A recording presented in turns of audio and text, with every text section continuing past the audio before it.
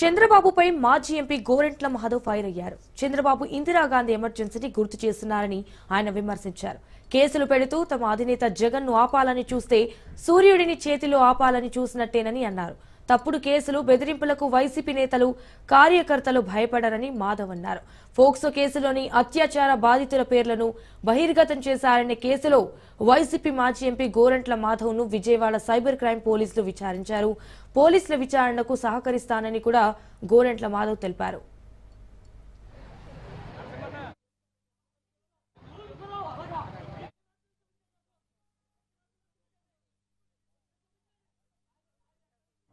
మూతిని అడ్డం పెట్టి సూర్యుని ఆపాలనుకోవడం ఎంతటి హాస్యాస్పదమో, ఈ కేసులను అడ్డం పెట్టి జగన్మోహన్ రెడ్డి గారిని అడ్డుకోవడం కూడా అంతే హాస్యాస్పదం అనేది ఈ రాష్ట్ర ముఖ్యమంత్రి చంద్రబాబు నాయుడు గారు గమనించాలి. ఈ కేసులను పెట్టి జగన్మోహన్ రెడ్డి గారిని అడ్డుకోవడం కూడా అంతే హాస్యాస్పదమని ఈ రాష్ట్ర ప్రజలందరూ కూడా గమనిస్తూ ఉన్నారు.